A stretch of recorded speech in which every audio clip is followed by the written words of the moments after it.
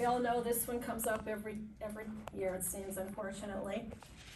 So we want to make sure the residents are assessed for risk of a elopement or have a history of elopement must be identified so staff can be alerted to their needs. Many times a resident may have indicated that they're an elopement risk on 1823, but when you actually interview the staff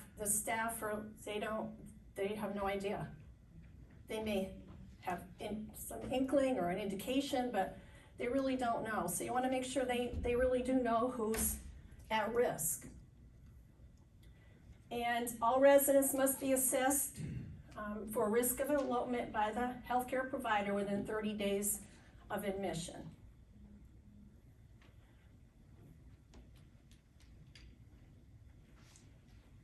The facility must make a daily effort to determine if at-risk residents have identification on their body.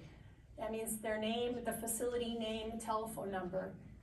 We've had a few cases recently where folks have eloped or left the facility, and the only way law enforcement knows who they are, because they're not able to tell what their name is or where they come from, is that they actually had their identification on them. So that was a good thing. And staff must have a general awareness of the location of those residents at high risk for elopement.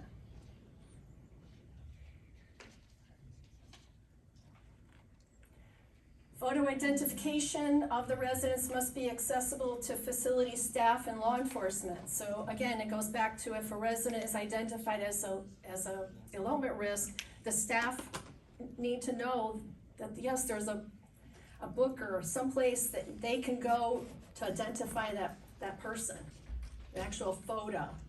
Because law enforcement's gonna ask, what do they look like? Who am I looking for? So we need to have that available.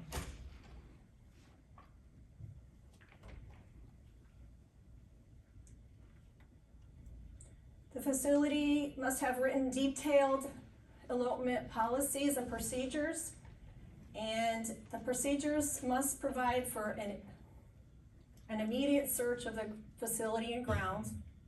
You know, I've had staff, when I've interviewed them, that say, well, I just opened the door and I peeked my head out of the door to see if they were out there. So if that's your policy, that's something you need to really clarify with the staff, like what exactly, what does your search include? Is it, if you're gonna have the staff go up to the property or whatever, however you decide that you are gonna train your staff to do an immediate search, what does that entail? And then specific staff duties and responsibilities. So if the person that's supposed to call law enforcement or the administrator, or if they're not on duty, and then does anyone else know that needs to happen? It's really important so that you cross-train people, they understand what needs, the sequence of event that needs to happen. And then the identification of staff, who's gonna be calling law enforcement, who's gonna call the family, or the guardian, or the surrogate, and who's gonna call the administrator if the administrator's not in the building. Those are important steps, because that's what I find that gets lost sometimes. Staff are taught to do one thing, and then in reality, on the night shift, those multiple people are not in the building. And I know that sounds so silly, but that's what happens, unfortunately. Your elopement drills, we know we have to have 2 drills annually, and that includes all your administrators, your managers, and all your staff from different shifts. And the point of doing the drill is just not to go through the motions, but it's also to review the actual policy. And remember, I mentioned that part of the training is to give the staff a copy of your elopement policy so they have it to look at. But it's important to go through that when you do your drills. You don't have to spend hours, but just, remember this is what we do, just a refresher. Because hopefully you're not getting a lot of elopements.